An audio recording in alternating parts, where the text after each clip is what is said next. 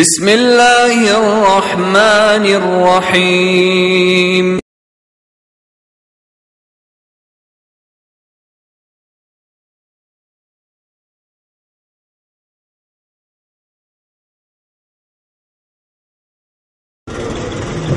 اللہ تعالیٰ کا بہت بڑا احسان و کرم ہے کہ اللہ تعالیٰ نے استاد محترم کے ذریعے ہمیں یہ بات سکھلائی کہ ہم ایسے موقع پر، ایسے نازک موقع پر احتجاج اور پروٹیسٹ کرنے کے بجائے ہم کس چیز پر عمل کر سکیں، اس چیز کو استاد محترم نے بیان فرمایا۔ اللہ تعالیٰ سے دعا ہے کہ اللہ تعالیٰ استاد محترم کو دنیا اور آخرت میں بہترین جزا عطا فرمائے اور ان سے قادم حیات دین کا کام لیتے رہے۔ جزاک اللہ خیر وحسن جزا۔ انشاءاللہ دوسری کڑی جو دوسرا بیان شروع ہونے والا ہے وہ استاد محترم عبدالحسی عمری المدنی حفظہ اللہ ہیں، جو عمر آباد جامعہ دارالسلام عمر آباد سے اپنی عالمیت اور فضیلت کا تعلیم حاصل کیا۔ اس کے بعد مدینہ یونیورسٹی میں کلیۃ الحدیث الشریف حدیث پر تخصص اور اسپیشلسٹ کیا۔ اس کے بعد آپ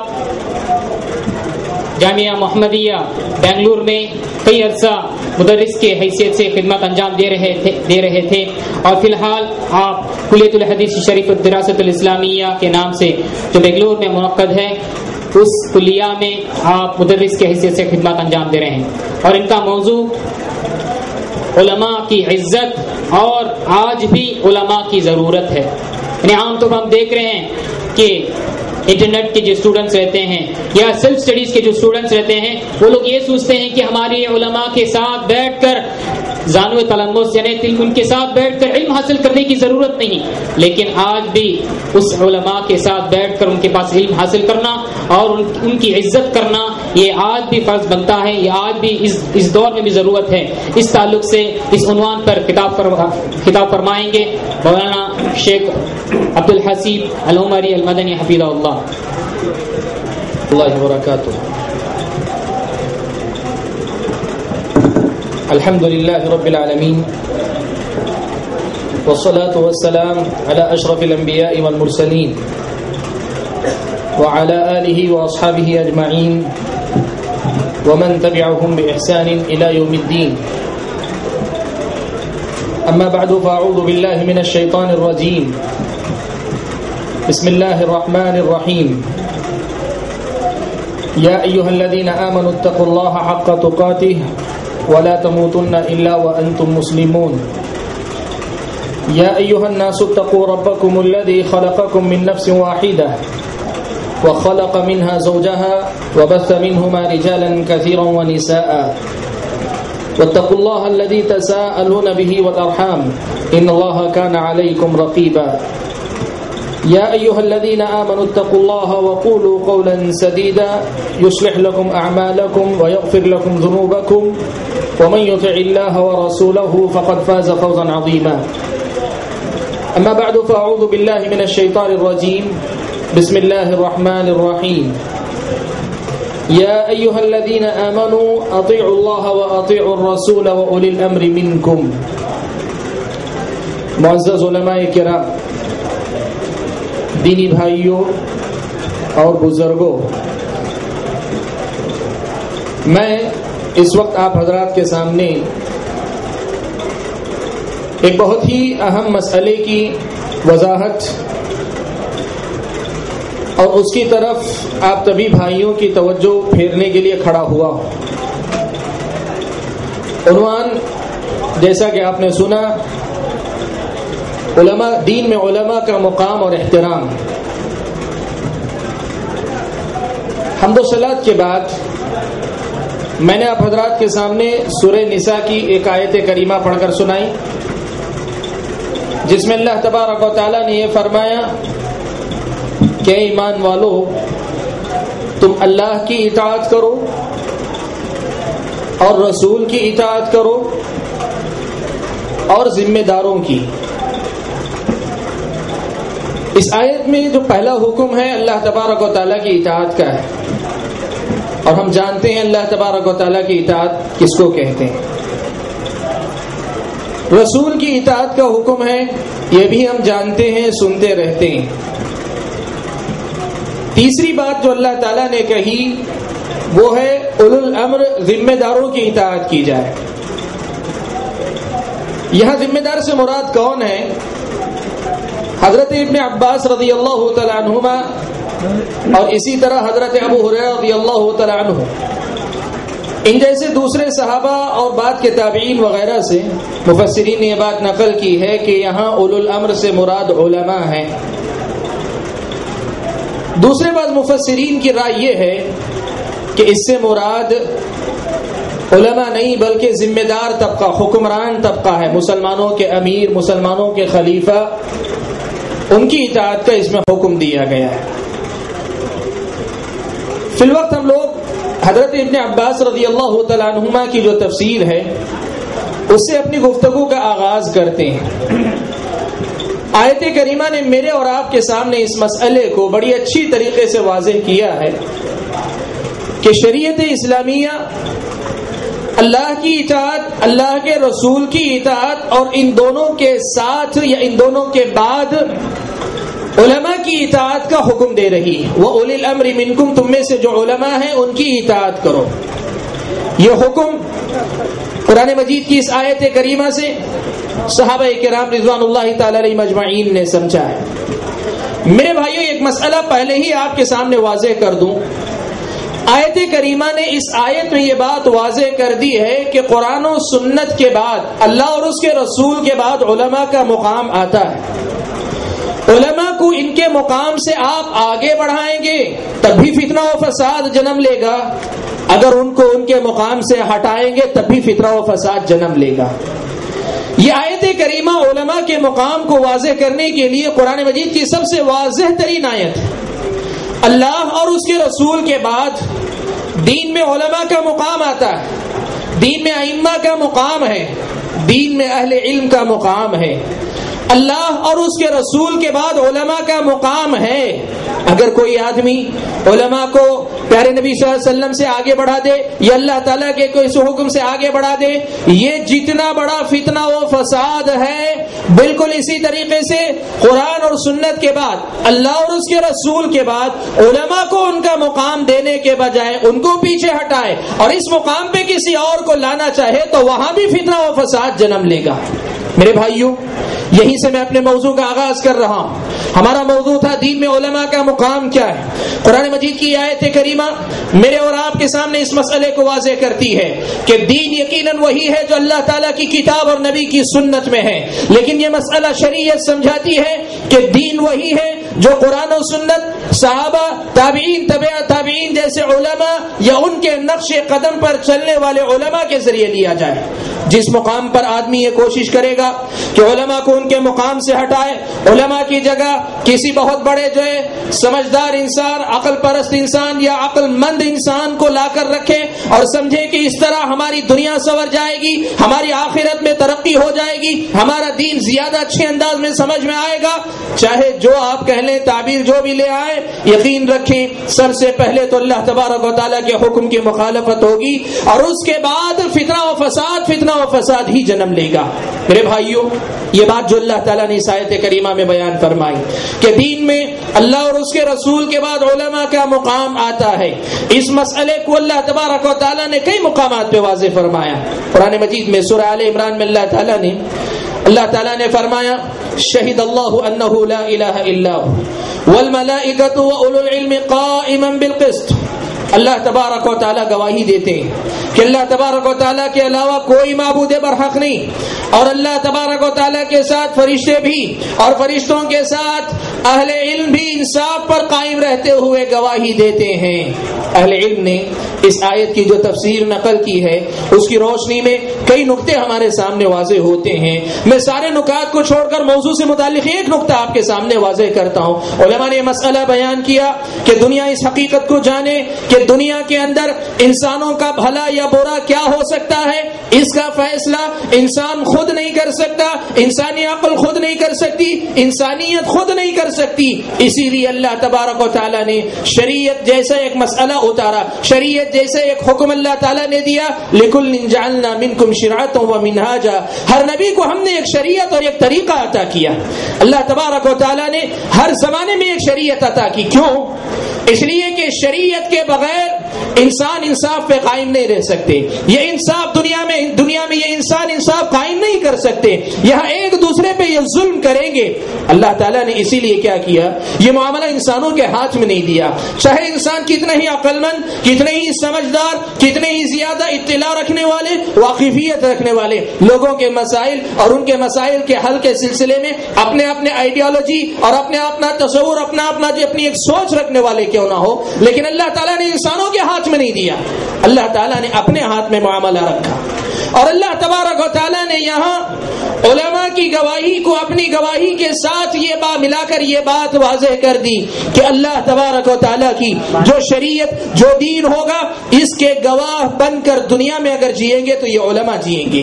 یوں سمجھیے کہ علماء ہی شریعت کے گواہ ہیں, علماء ہی شریعت کے محافظ ہیں, علماء ہی شریعت کے مبلغ ہیں, علماء ہی شریعت کے اچھے سمجھنے والے, اچھے سمجھانے والے, شریعت کا درد رکھنے والے, امت کی بھلائی کے لیے شریعت اسلامیہ کی روشنی میں صحیح رہنمائی فراہم کرنے والے ہیں.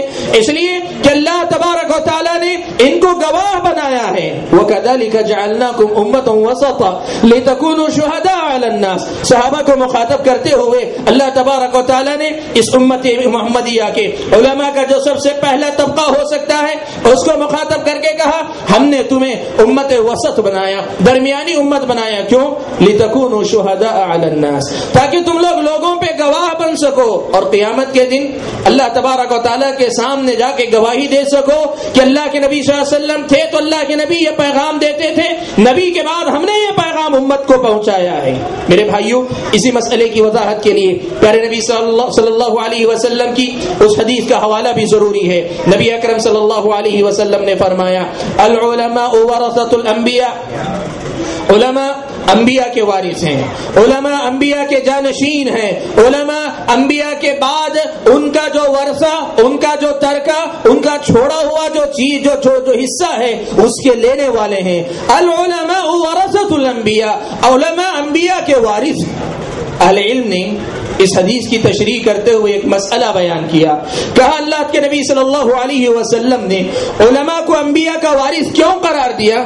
اس لیے کہ اللہ تبارک و تعالیٰ کا یہ فیصلہ ہے, اللہ تبارک و تعالیٰ کا یہ فیصلہ ہے کہ اللہ تبارک و تعالیٰ نے یہ کہا ہے کہ جب تک لوگوں پر حجت نہیں قائم ہو جائے گی, گمراہی کو بیان کرنے کا معاملہ جب تک لوگوں کے سامنے نہیں ہو جائے گا تب تک اللہ تعالیٰ لوگوں کی پکڑ نہیں کریں گے. یعنی لوگوں کو حق و باطل کی تمیز جب تک سامنے نہیں آ جائے گی, ان پر حجت نہیں قائم ہوگی اور قیامت کے دن ان کی پکڑ نہیں ہو سکتی. اب انبیاء کے سلسلے کو اللہ تبارک و تعالیٰ نے پیارے نبی محمد صلی اللہ علیہ وسلم پہ ختم کر دیا. آپ کے بعد کوئی نبی آنے والا نہیں, آپ کے بعد کوئی شریعت آنے والی نہیں, یا پھر آپ ہی کی شریعت پر عمل کروانے کے لیے بھی جیسے بنی اسرائیل میں ہوتا تھا اس طرح امت محمدیہ میں کوئی اور نبی آنے والا نہیں. لیکن اس امت پر حجت قائم کرنا ضروری, قیامت تک آنے والے انسانوں پر حجت کا قائم کرنا ضروری, پورے انسانوں تک دین کا پہنچنا ضروری ہے. اس لیے اللہ تبارک و تعالیٰ نے علماء کو انبیاء کا وارث بنایا ہے. یوں سمجھیے کہ علماء انبیاء نہیں ہیں, علماء کا مقام انبیاء کا مقام نہیں ہے, علماء کی حیثیت انبیاء کی حیثیت کے نہیں ہے, لیکن انبیاء کا سلسلہ ختم ہو جانے کے بعد انبیاء کے سلسلے سے اللہ تبارک و تعالیٰ جو کام لیتے تھے اسی قسم کا کام اللہ تبارک و تعالیٰ حجت قائم کرنے کے معاملے میں علماء سے لینا چاہتے ہیں. میرے بھائیوں, یہ وہ باتیں ہیں جو قرآن و سنت میں اللہ تبارک و تعالیٰ نے بڑی وضاحت کے ساتھ بیان فرمائے, بڑی وضاحت کے ساتھ بیان فرمائے. اسی لیے اس مسئلے کو سب سے پہلے آپ سمجھ لیں, اس مسئلے کو سب سے پہلے آپ سمجھ لیں کہ اس امت کی بھلائی اسی میں ہے کہ وہ اس دین کے سلسلے میں اپنے علماء سے جڑی رہے, علماء کو ان کا مقام دے, علماء کو ان کی حیثیت دے. علامہ ابن تیمیہ رحمۃ اللہ علیہ اس آیت کریمہ, جو آیت کریمہ میں نے شروع میں پڑھی کہ اللہ کی اطاعت کرو, رسول کی اطاعت کرو اور علماء کی اطاعت کرو, اس آیت کی تفسیر کرتے ہوئے یہ بات لکھتے ہیں, کہتے ہیں کہ بعض مفسرین نے یہ کہا کہ اس سے مراد علماء, بعض نے کہا کہ اس سے مراد عمرا یعنی حکمران طبقہ, ذمہ دار طبقہ ہے. ابن تیمیہ رحمۃ اللہ علیہ کہتے ہیں لیکن حقیقت میں اگر دیکھا جائے تو یہ تقسیم کہ اس سے مراد عمرا امراء ہیں یا اس سے مراد علماء ہیں، اس کی ضرورت بعد میں پیش آئی جب بعد کے زمانے میں ایسے امراء امیر بنے جن کے پاس علم کی دولت کم تھی. ورنہ اگر دیکھا جائے تو نبی اکرم صلی اللہ علیہ وسلم کی ذات گرامی اور آپ صلی اللہ علیہ وسلم کے بعد جو حکمران بنے، حضرت ابو بکر صدیق کی بات ہو، ابو بکر کے بعد عمر کی بات ہو، عمر کے بعد عثمان کی بات ہو، عثمان کے بعد علی کی بات ہو، ان چاروں کے سلسلے میں یہ بات آپ جانتے ہیں یہ سب سے افضل بھی تھے اور اپنے دور کے سب سے بڑے علماء میں سے سب سے بڑے عالم تھے یہ اپنے زمانے کے. آپ یہ بات یاد رکھیں، ابن تیمیہ رحمۃ اللہ علیہ اس واقعے کو نقل کر کے بتانا یہ چاہتے ہیں کہ اصل جو معیار ہے وہ علم ہے، اصل معیار علم ہے. ہاں جب خلافت کے معاملے میں یہ معاملہ آ جائے کہ کوئی آدمی علم سے خالی ہے لیکن حکومت کا نظام اچھی طریقے سے چلا سکتا ہے، ایسی صورت میں حکومت کا نظام چلانے کی صلاحیت رکھنے والے کو آگے بڑھایا جائے. یہ بات ابن تیمیہ نے لکھی، لیکن کہتا چاہتے ہیں کہ اس تفسیر میں یہ جو بات آئی کہ ذمہ داروں کی اطاعت کی جائے، ابن تیمیہ کہتے ہیں کہ یہاں علم کی فضیلت معلوم ہوتی ہے کہ چاروں خلفاء جن کے دور کو اللہ کے نبی صلی اللہ علیہ وسلم نے مثال قرار دیا، یہ کون تھے؟ یہ حکمران ہونے سے پہلے علماء تھے. اس سے کیا معلوم ہوتا ہے؟ امت میں جب کبھی علماء صحیح مقام پر اپنے رہتے ہیں خیر و برکت آتی ہے، جیسے خلافت راشدہ کے اندر خیر و برکت دنیا نے دیکھی. علامہ ابن قیم رحمۃ اللہ علیہ، علامہ ابن قیم رحمۃ اللہ علیہ، ابن تیمیہ رحمۃ اللہ علیہ کی اس بات کے اوپر مزید وضاحت کرتے ہوئے یہ بھی لکھتے ہیں کہ اگر ہم یہ بھی مان لیں کہ اس سے مراد علماء نہیں، اس سے مراد عمراء کا طبقہ ہے، یہاں عمراء کی اطاعت کا حکم دیا گیا ہے، تب بھی علماء کی فضیلت اس سے معلوم ہوتی ہے، علماء کی حیثیت تب بھی اس سے معلوم ہوتی ہے. وہ کیسے؟ کہتے ہیں کہ اسلامی شریعت کا حکم یہ ہے کہ امیر کی اطاعت اس وقت واجب ہوتی ہے جب وہ شریعت کے مطابق حکم دے.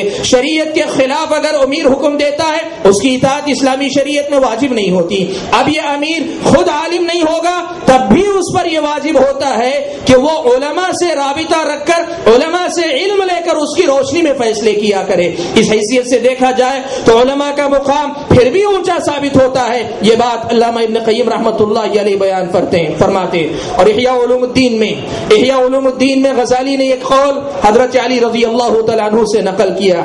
کہتے ہیں حضرت علی رضی اللہ تعالیٰ عنہ کہتے ہیں کہ الملوک حکام علی الناس، الملوک حکام علی الناس والعلماء حکام علی الملوک. فرماتے ہیں کہ جو بادشاہ ہیں یہ بادشاہ لوگوں پہ حکومت کرتے ہیں اور جو علماء ہوتے ہیں یہ بادشاہوں پر حکومت کرتے ہیں. میرے بھائیو اس جملے کا مطلب کیا ہے؟ اس جملے کا مطلب یہ ہے کہ امت مسلمہ کی بھلائی اس کے دین سے وابستگی میں ہے، اور اس کے دین سے وابستگی کے لیے یہ ضروری ہے کہ امت کا رشتہ اس کے علماء سے جڑا رہے اور علماء کو ان کا صحیح مقام ملے. جب ان کو ان کا صحیح مقام ملے گا، وہ اپنے صحیح مقام پر آئیں گے، تب اس امت کے اندر خیر و برکت بہت زیادہ عام ہوگی. آپ کے سامنے یہ بات نقل کروں، صحیح بخاری و مسلم کی روایت ہے. حضرت ابراہیم ابن عبد الرحمن رضی اللہ تعالیٰ عنہ روایت فرماتے ہیں کہ نبی اکرم صلی اللہ علیہ وسلم نے فرمایا، بیہقی کی روایت ہے، اللہ کے نبی صلی اللہ علیہ وسلم نے فرمایا يحمل هذا العلم من كل خلف عدوله، يحمل هذا العلم من كل خلف عدوله ينفون عنه تحريف الغالين وانتحال المبطلين وتاويل الجاهلين. فرماتے ہیں اللہ کے نبی صلی اللہ علیہ وسلم کہ یہ علم، یہ دین، یہ جو شریعت آپ جو بھی کہیں، يحمل هذا العلم، اس علم کو ہر جانے والے کے بعد میں آنے والے جو سب سے بہتر لوگ ہوں گے وہ اس کو لیں گے. ان کا کام کیا ہوگا؟ ينفون عنه تحريف الغالين، دین میں جو لوگ غلو کریں گے اس غلو کو ختم کریں گے. وانتحال المبطلین، باطل پرست جو نئے نئے راستے اس میں نکالیں گے، نئے نئے طریقے ایجاد کریں گے، ان راستوں کو ختم کریں گے.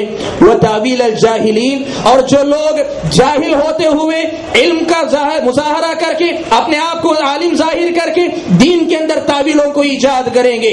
عالم نہیں، وہ جاہل ہوں گے لیکن اپنے آپ کو عالم سمجھ کر، اپنے آپ کو عالم ظاہر کر کے دین کے مختلف مسائل کو اس کی حقیقت سے پھیر کر نئے نئے معنی و مطلب دینے کی کوشش کریں گے. یہ لوگ اس کو ختم کریں گے.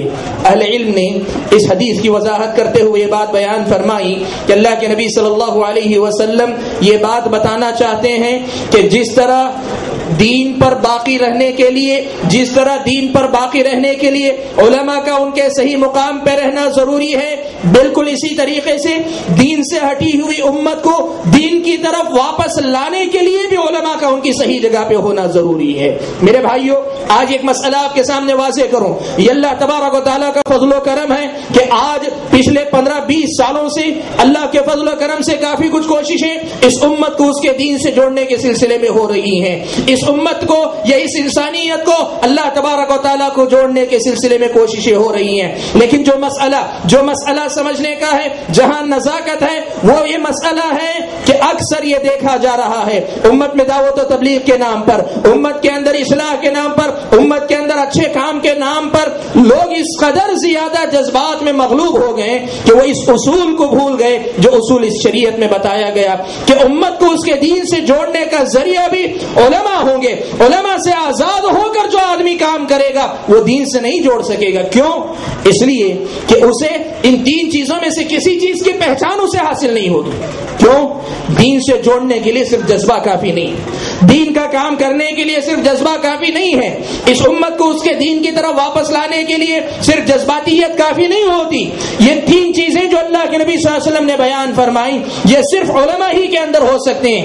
تحریف الغالین، جو لوگ غلو کر جاتے ہیں، کسی بھی مسئلے کو اس کے مقام سے آگے بڑھا دیتے ہیں، اس کو پہچاننے کے لیے صحیح علم چاہیے۔ یہ علماء کے پاس ہوتا ہے، صرف جذبات رکھنے والے کسی اچھے مسلمان کے اندر نہیں ہوا کرتی۔ دوسری بات اللہ کے نبی نے کہی وانتحال المبطلین، باطل پرست جو راستے نکالتے ہیں، کون سا راستہ کہاں سے نکلتا ہے، کون سا چور دروازہ کہاں کھلا ہوا ہے، اس کی پہچان علماء کو ہوتی ہے، ہر ایرے غیرے کو اس کی نہیں ہوا کرتی۔ وتاویل الجاہلین، اور جو لوگ علم کے نام پر جاہل ہوتے ہوئے جو لوگ جہالت کا ثبوت دیں گے، دین کے مسائل کو ان کی حقیقت سے پھیر دیں گے، اس کی پہچان بھی علماء کو حاصل ہوتی ہے۔ میرے بھائیوں، ایک مسئلہ آپ کے سامنے واضح کروں، آپ کے سامنے ایک مسئلہ واضح کروں۔ اس وقت ایک بہت بڑا بات جمعیت و جماعتوں کی بات کریں، اسلامی تنظیموں تحریکوں کی بات کریں، یہ اس وقت کا بہت بڑا مسئلہ ہے جس میں نہ تو کوئی بولتا ہے نہ کوئی توجہ دیتا ہے۔ لوگ سمجھتے ہیں علماء کو کیا ہے، مدارس کی چھوٹی دیواری میں رہتے ہیں، ان کو زمانے کے حالات کا پتہ نہیں رہتا۔ علماء کیا ہے، ان کی سوچ بہت محدود ہوتی ہے، شریعت کی روح تک یہ نہیں پہنچ پاتے، سطحی مسائل صرف ان کو معلوم ہوتے ہیں۔ اس لیے کیا کرتے ہیں، ہر آدمی اپنے اپنے انداز میں دین کو سمجھتا ہے، ہر کوئی اپنی تشریح، اور کہتا ہے دین کا کام ایسے ہی کریں گے تو ہوگا۔ یہ علماء ہمیشہ دین سے جو ہے مطلب لوگوں کو جوڑنے کی بات کرتے ہیں، کام نہیں کرتے۔ میرے بھائیوں، ایک واقعہ آپ کے سامنے نقل کرتا ہوں، اس واقعے کی روشنی میں ایک بہت بڑی حقیقت آپ کے سامنے واضح کرنا چاہتا ہوں۔ لگ بھگ 8-10 سال پہلے کا واقعہ، آپ کے اسی شہر چنئی کا واقعہ آپ کو سنا رہا ہوں۔ 8-10 سال پہلے ایک واقعہ اس شہر میں یہ پیش آیا کہ 2 ماں باپ، یعنی ماں باپ دونوں ہارٹ سرجن ہیں، دونوں کے دونوں اسپیشلسٹ ہیں، ہارٹ سرجری کے ماہر ہیں، دونوں کے دونوں، ماں اور باپ دونوں کے دونوں ماہر سرجن ہیں۔ ان دونوں نے کیا کیا، اپنے چھوٹے بیٹے، ایک چھوٹا سا ان کا بیٹا لگ بھگ 8 یا 10 سال یا 12 سال کے لگ بھگ عمر، اس کے ذریعے ایک آدمی کی ہارٹ سرجری کروائی۔ کیسے؟ آپریشن تھیٹر میں یہ دونوں بھی موجود ہیں، وہ بچہ بھی موجود ہے، ماں باپ کہتے ہیں ایسے کاٹو، وہ کاٹتا ہے، ماں باپ کہتے ہیں یہاں سے سلو، وہ سلتا ہے۔ ساری سرجری ماں باپ کی زیر نگرانی ہوئی، بیٹے نے انجام دی۔ یہ آپ کے اپنے شہر کا واقعہ آپ کے ذہنوں میں ہوگا۔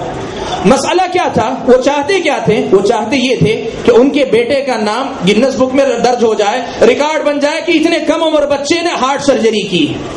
اخبارات میں خبر چھپی، پہلے دن خبر آئی کہ ایک کم عمر بچے نے سرجری کی اور سرجری کر کے ریکارڈ بنا لیا، گرچہ اس کے والدین موجود تھے۔ اور ہوا کیا، رزلٹ بھی ظاہر ہوا، آپریشن سکسیس، کامیاب ہو گیا، آپریشن کامیاب ہو گیا۔ یہ پہلے دن کی خبر کہ چھوٹی عمر کے ایک بچے نے 2 والدین اپنے والدین کی زیر نگرانی ہارٹ سرجری کی اور کامیاب ہو گئی۔ 2 دن کے بعد 3 دن کے بعد غالباً خبر ایک نہیں آتی ہے اخبار میں، کچھ لوگوں نے لے جا کے کیس ٹھوک دیا، اس پر کیس درج کر دیا۔ کیس کیا ہے؟ کیس یہ ہے کہ ایک مریض کی جان کے ساتھ کھلواڑ کیا گیا، ایک مریض کی جان کے ساتھ کھیلا گیا۔ ایک ایسا بچہ جو سرجری جانتا نہیں ہے، اس نے سیکھا نہیں ہے، اس کو جو ہے آپریشن کرنے کا موقع دیا گیا، ایک مریض کی جان سے کھیلا گیا، کیس درج ہو گیا۔ میرے بھائیوں ذرا سوچو، آپریشن وہ آزاد ہو کے اپنی منمانی انداز میں نہیں کر رہا تھا، قدم بقدم والدین کھڑے ہو کے اس کو انسٹرکشنز کہیں، ہدایات جاری کرنے، اور پھر آپریشن کامیاب بھی ہو گیا، لیکن پھر بھی کیس ہوا اور زبردست کیس ہوا. آپ لوگ آپ کے شہر کا واقعہ جانتے ہیں. میرے بھائیوں، سوچنے کا مقام یہ ہے کہ ایک انسان کی جان کے معاملے میں اتنی حساسیت اچھی چیز ہے، لیکن جو بات سوچنے کی ہے، آج یہ معاملہ میڈیکل کی دنیا میں اگر کوئی غیر متخصص جو اس کا ماہر نہیں، جو اس کا اسپیشلسٹ نہیں، وہ اگر دخل دیتا ہے تو کیس ٹھونک دیا جاتا ہے. اور دینی مسائل کے معاملے میں جس کا دل چاہے وہ اسٹیج پہ چڑھ کے بولنے لگتا ہے، جس کو موقع ملا وہ اپنی سنانے لگتا ہے. تو دین کے سلسلے میں کسی کو کوئی فکر نہیں.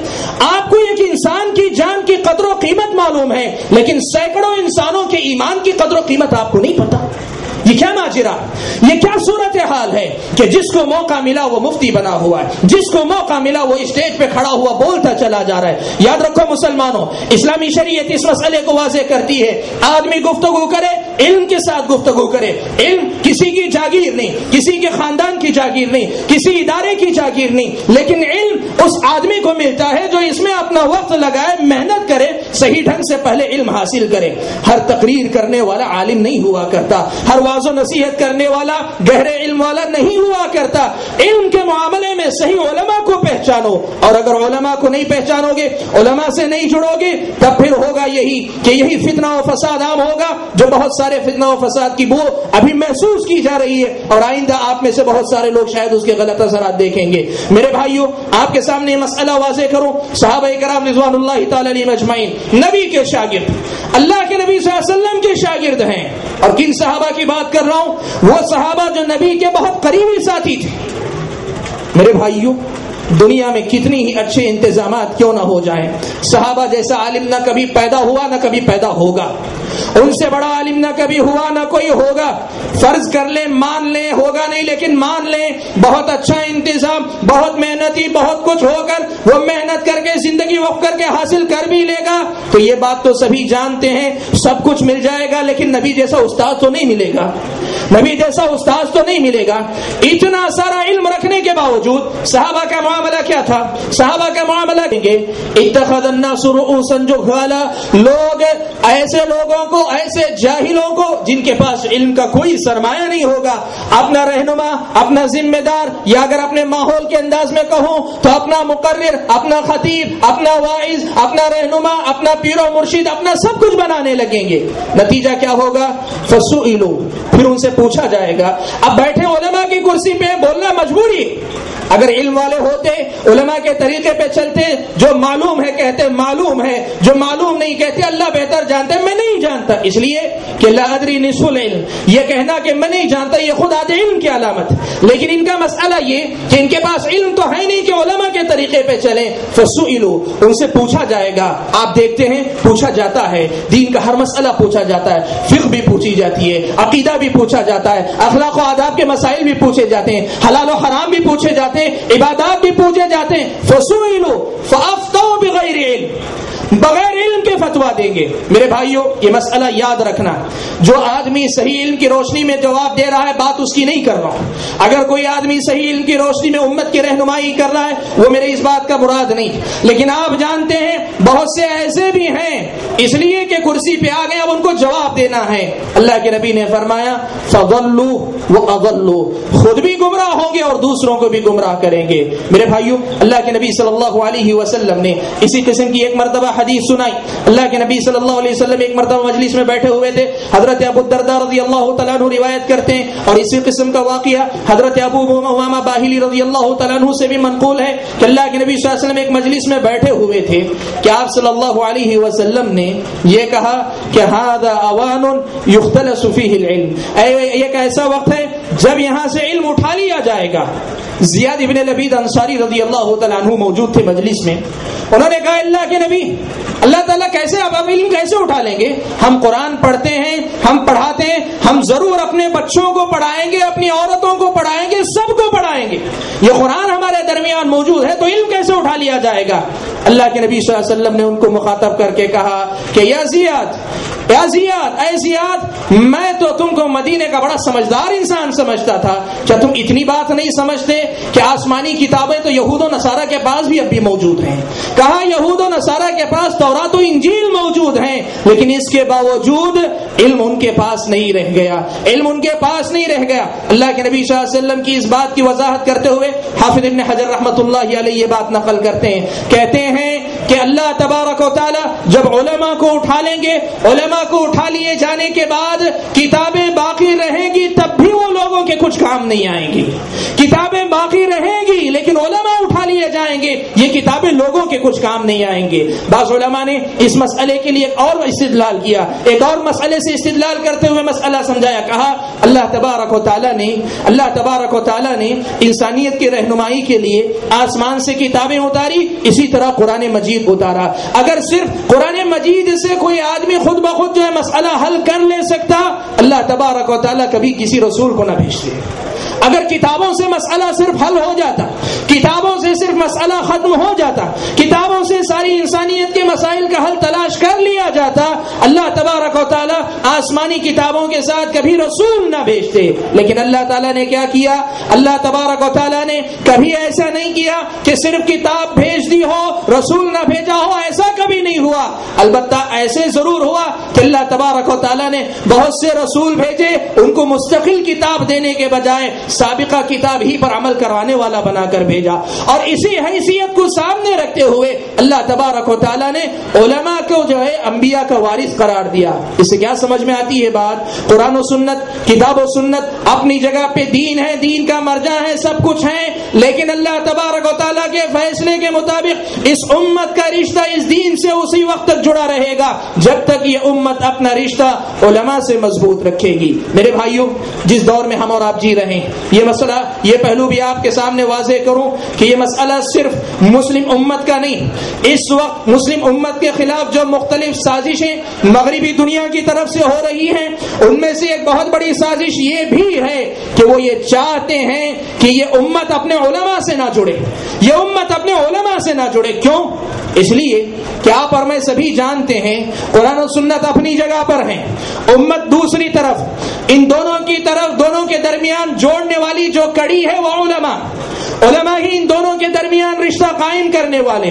یہ امت اگر قرآن سے جڑ جائے گی یہ امت ترقی کر جائے گی، یہ امت اگر سنت سے جڑے گی یہ امت ترقی کر جائے گی، یہ امت اگر صحیح دین سے، صحیح عقیدے سے جڑ جائے گی یہ امت طاقتور ہو جائے گی۔ اس لیے اس امت کو قرآن اور اس کی سنت سے دور رکھنا ہے۔ طریقہ کیا ہے اس کا طریقہ یہ ہے کہ جو لنک ہے، جو واسطہ ہے، جو چیز ان دونوں کے درمیان رشتے کا سبب بنتی ہے، اس کو اس کی جگہ سے گرا دیا جائے۔ اسی لیے اس وقت مغربی دنیا نے بہت بڑا مسئلہ جو پیدا کیا، آپ کے سامنے پیش کرتا ہوں۔ جو لوگ اخبارات سے تعلق رکھتے ہیں، جو لوگ میڈیا کو پر نظر رکھتے ہیں، ان کے سامنے مسئلہ واضح ہے کہ اس وقت پوری دنیا میں مسلمانوں کے اندر جو ایک بیداری کا ماحول پیدا ہوا، اسلام سے جڑنے کا جو ماحول پیدا ہوا ہے، اس کو مغربی دنیا نے دوسرے انداز میں پیش کیا۔ کہا اس وقت انسانیت کا جو بڑا مسئلہ ہے وہ ہے دہشت گردی۔ سب سے بڑا مسئلہ کیا ہے؟ دہشت گردی، ٹیررزم جو ہے یہ سب سے بڑا مسئلہ ہے۔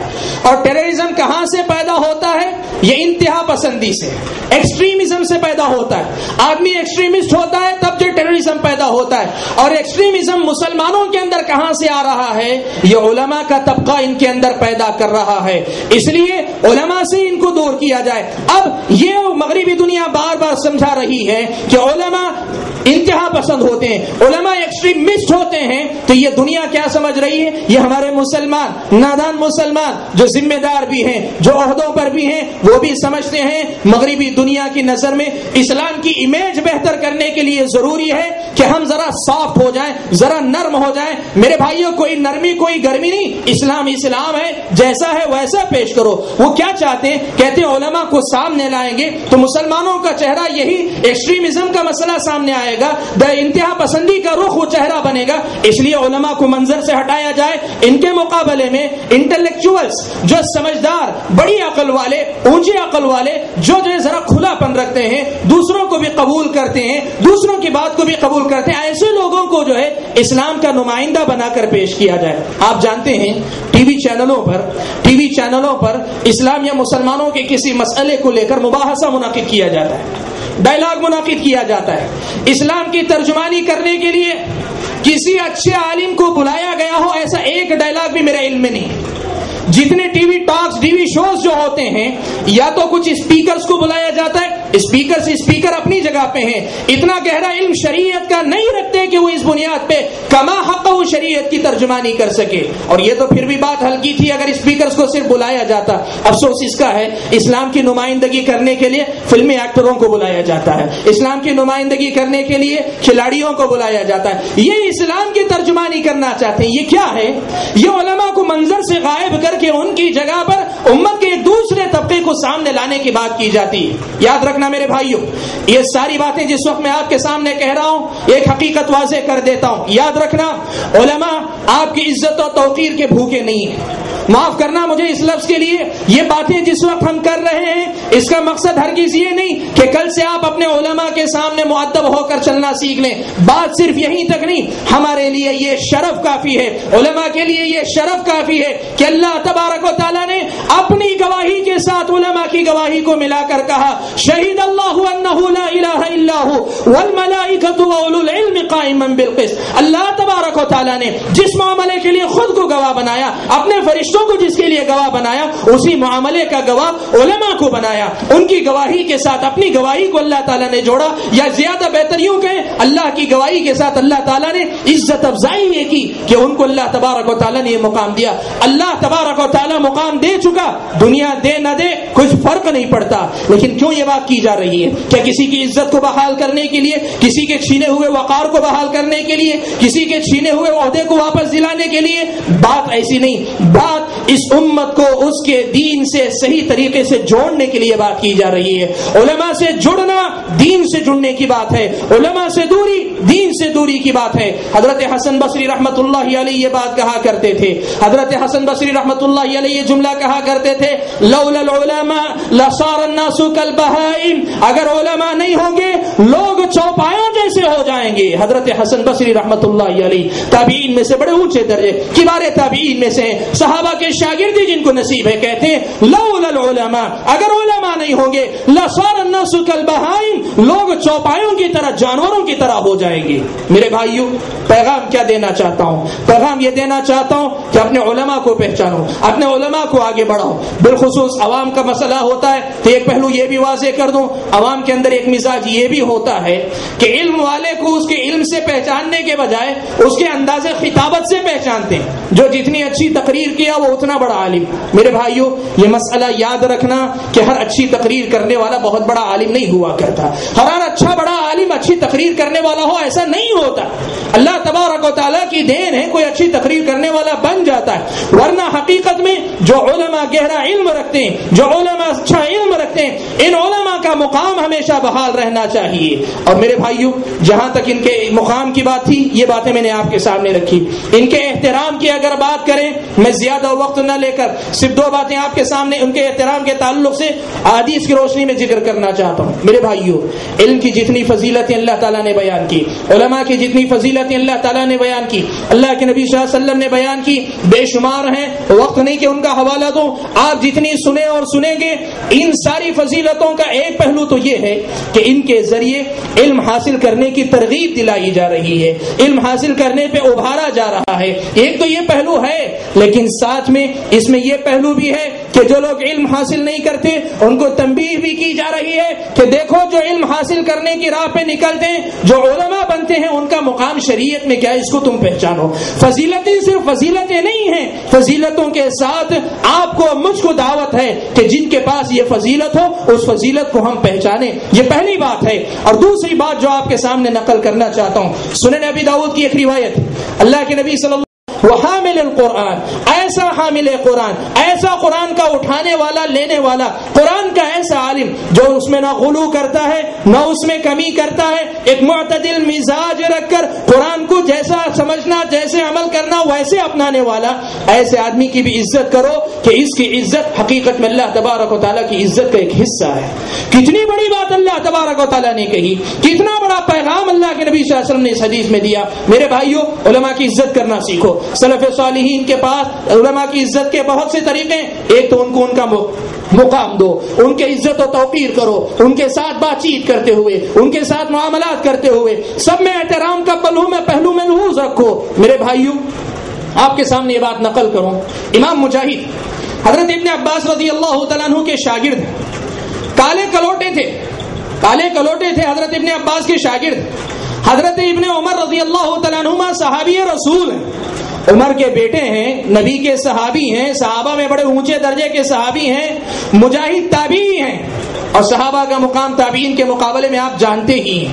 لیکن مجاہد بہت اچھے اونچے درجے کے عالم تھے، حالانکہ عبداللہ ابن عمر بھی عالم ہیں، لیکن مجاہد کے علم کی اتنی قدر کیا کرتے تھے، مورخین نے لکھا ہے کہ بسا اوقات ایسے بھی دیکھا گیا کہ مجاہد اپنے گھوڑے پر اپنی سواری پر سوار ہونے کے لیے آتے، حضرت عبداللہ ابن عمر رضی اللہ تعالیٰ عنہما ان کے گھوڑے کی جو رکاب جس میں پیر رکھ کے آدمی سوار ہوتا ہے وہ پکڑ کے آگے بڑھاتے کہ آپ اس پہ پیر رکھ کے سوار ہو جائیں۔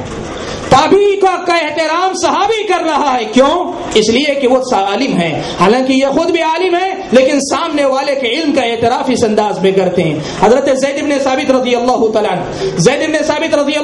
عنہ بڑے اونچے درجے کے صحابہ، علماء صحابہ میں شمار کیا جاتا ہے۔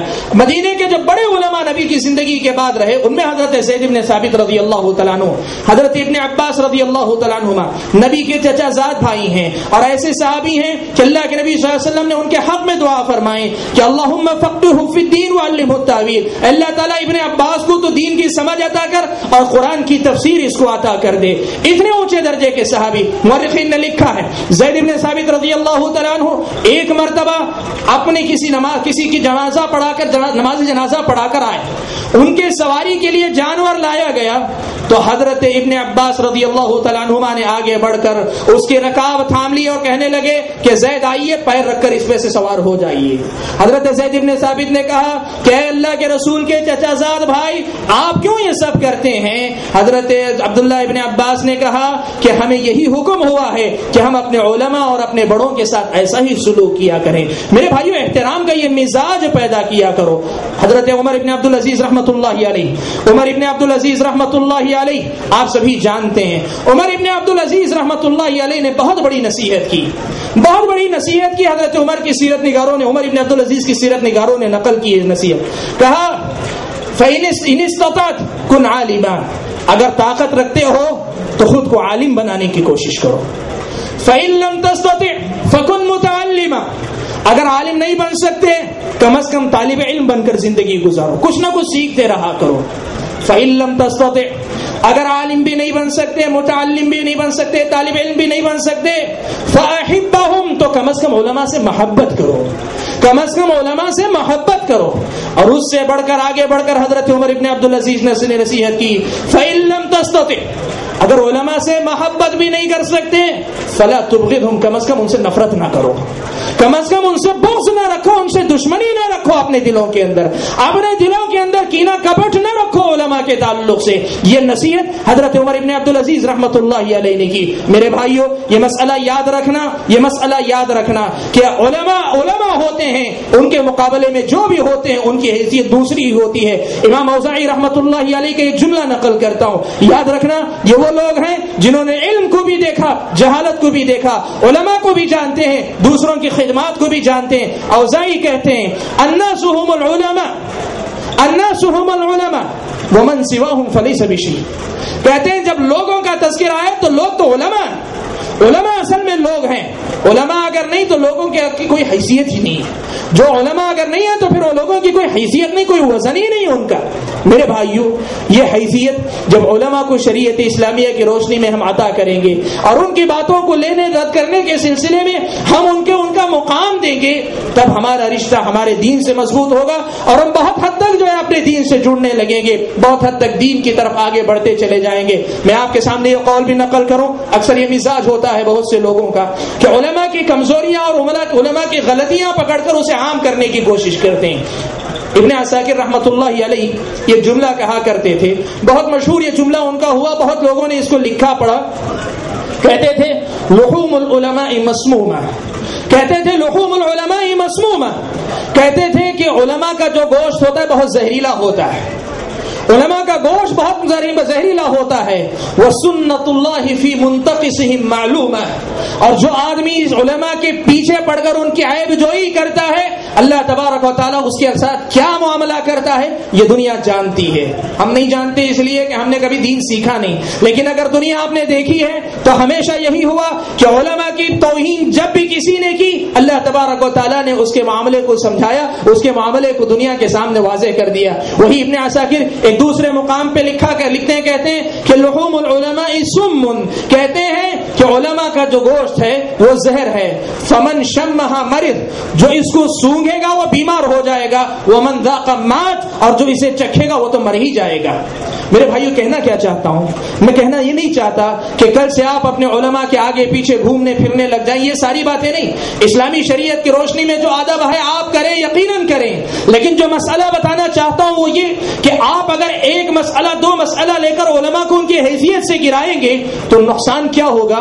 نقصان یہ ہوگا کہ جن کے ذریعے اللہ تعالیٰ امت پہ حجت قائم کرنا چاہتے ہیں, نعوذ باللہ آپ اللہ تبارک و تعالیٰ کی حجت کو توڑنا چاہتے ہیں, اللہ تبارک و تعالیٰ کی حجت کو ختم کرنا چاہتے ہیں. یہ کتنا بڑا جرم ہے, کتنی بڑی سنگین غلطی ہے, آپ اس کا اندازہ لگائیں. میرے بھائیوں پیغام کیا دینا چاہتا ہوں, بات کیا کہنا چاہتا ہوں, باتیں بہت ساری اور ہو سکتی ہیں, لیکن جو بنیادی پیغام آپ کے سامنے دینا چاہتا ہوں وہ یہ کہ دیکھو ہمارے دین کا آغاز اقرأ بسم ربک الذی خلق پڑھنے کے لفظ سے ہوا ہے, تو ہمارے دین کا آغاز, ہماری درستگی کا آغاز بھی تعلیم سے جڑ کر ہی ہو سکتا ہے. اور تعلیم کے سلسلے میں سب سے پہلی بات جو کہی جا سکتی وہ یہ کہ علماء اور صحیح علماء, بڑے علماء, اور خاص طور پہ ایسے علماء جن کے علم کے سلسلے میں امت گواہی دیتی ہے, جن کا علم معلوم ہے سب کے سامنے, ان سے لے کر چھوٹے سے چھوٹے درجے کا بھی اگر علم والا ہو اس کی عزت بھی کرو, اس کو اس کا مقام بھی دو, اور ان سے علم حاصل کر کے اس امت کی اس کے دین سے جوڑنے کی کوشش کرو.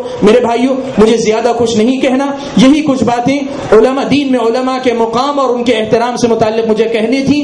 آخری ایک بات آپ کے سامنے یہ بھی نقل کر دیتا ہوں, بسا اوقات ایسا ہوتا ہے کہ جب علماء کی بات اتنے احترام کی جاتی ہے تو لوگ کہتے ہیں پھر تو جو ہے مطلب ہر عالم کی بات مان لینی چاہیے, عالم جو کہے وہی دین ہو جاتا ہے. نہیں, ایسی بات بھی نہیں. عالم کی بات کو دلیل کی روشنی میں قبول یا رد کیا جا سکتا ہے, اس کا اختیار ہے, لیکن چاہے آپ قبول کریں چاہے ان کی بات کو رد کریں, ان کا احترام اپنی جگہ پہ باقی رہنا چاہیے, ان کا مقام اپنی جگہ پہ باقی رہنا چاہیے. ایک مسئلہ آپ نے ان سے نہیں لیا, ایک مسئلہ سمجھ میں نہیں آیا, آپ نے ان کو مقام سے گرا دیا, آپ نے ان کی حیثیت گھٹا دی, آپ نے ان کے پیچھے جو ہے ان کی برائی کر دی, کہا یہ مسئلہ بھی نہیں بتا سکتے. میرے بھائیوں اس چیز سے اصل میں روکا جا رہا ہے, ورنہ کسی عالم کی بات شریعت اسی وقت ہو سکتی ہے جب کتاب و سنت کے دلائل کے تابع ہوگی. بات دونوں میں بہت فرق ہے. ایک یہ کہنا کہ عالم کی بات ہر بات دین ہے, یہ ہم نہیں کہتے, لیکن یہ ضرور کہتے ہیں کہ عالم ہی دین سے جڑنے کا ذریعہ ہے, اور آپ دین لیتے ہوئے اگر کبھی کسی عالم سے غلطی ہوتے دیکھیں تو کم از کم اس کا مقام اور احترام باقی رکھیں, بات اس کی چھوڑ دیں, دلیل کی روشنی میں جو زیادہ صحیح سمجھ میں آئے اس کو لے لیں. میں زیادہ کچھ نہیں کہنا چاہتا, یہی کچھ منتشر باتیں مجھے آپ کے سامنے رکھنی تھی. مقصد یہی کہ امت کی واپسی کی جو کوششیں ہماری ہو رہی ہیں, امت کو دین سے جوڑنے کے لیے جو کوششیں ہو رہی ہیں, اسلام کی تبلیغ کے لیے جو کوششیں ہو رہی ہیں, اس میں علماء کو مقام دیں, علماء کو آگے بڑھائیں, علماء کی زیر نگرانی ہر چیز کیا کریں. اپنی خواہشوں کے مطابق کریں گے آپ خوش ہوں گے, آپ کو دیکھ کر شاید عوام میں سے کچھ لوگ خوش ہو جائیں گے, لیکن اللہ تبارک و تعالیٰ آپ سے خوش نہیں ہوں گے. اللہ تبارک و تعالیٰ خوش نہیں ہوں گے اگر آپ من مانے انداز میں دین کا کام کرنا چاہیں گے. میں زیادہ کچھ نہیں کہنا چاہتا. اللہ تعالیٰ سے دعا کرتا ہوں کہ جو باتیں میں نے کہی ہیں آپ نے سنی ہیں, اللہ تبارک و تعالیٰ مجھے آپ سب کو اور ان تمام بھائیوں کو جن تک یہ پیغام پہنچتا ہے صحیح ڈھنگ سے سمجھنے کی توفیق عطا فرمائیں, اور جو بات سمجھتے ہیں اس پر صحیح ڈھنگ سے عمل کرنے کی توفیق عطا فرمائیں.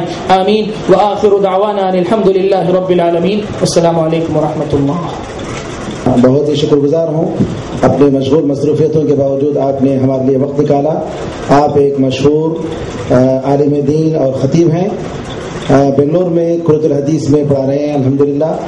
آپ حضرات سے گزارش ہے کہ آج اتوار تھا اس وجہ سے نہیں بلکہ کل بھی پرسوں بھی 20 تاریخ تک اپنا وقت نکالیے اور یہاں اللہ کے فضل و کرم سے اردو میں تمل میں اور انگریزی میں مختلف قسم کے پروگرام ہو رہے ہیں. ایک اچھا موقع ہے دین سیکھنے کا. اور اسی طریقے سے بڑے حضرات کے لیے بھی اور بچوں کے لیے بھی انٹرسٹ میں بالکل شروع میں تجوید سکھانے کا سسٹم ہے. قرآن کریم کو ڈھنگ سے پڑھنے کا, پروننسیشن کے ساتھ پڑھنے کا. اساتذہ الحمدللہ وہاں آپ کے انتظار میں ہیں. آپ کو وقت ملے تو ضرور جائیے اور وہاں جا کر قرآن کریم کو پڑھنے کا اعوذ باللہ کیسے پڑھنا چاہیے, بسم اللہ کیسے پڑھنا چاہیے, قرآن کریم کی تلاوت کیسی ہوتی ہے. ایک اچھا موقع ہے, وقت نکالیے.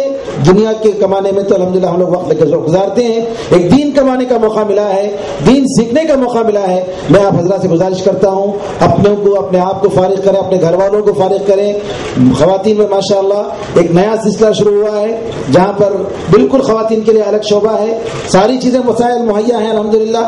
اپنے خواتین کو لائیے, جانے پہچانے لوگوں کو دعوت دیجیے اور اس پروگرام سے جو 10 دن کا پروگرام ہے زیادہ سے زیادہ فائدہ اٹھائیے. اللہ تعالیٰ سے دعا ہے کہ اس پروگرام کو کامیاب کرے اور دنیا والوں کے لیے, مسلمانوں کے لیے, غیر مسلموں کے لیے, سب کے لیے اللہ تعالیٰ اس کو فائدہ مند اور نفع بخش بنائے. آمین ارحم الراحمین. جزاکم اللہ خیرا. السلام علیکم ورحمۃ اللہ وبرکاتہ.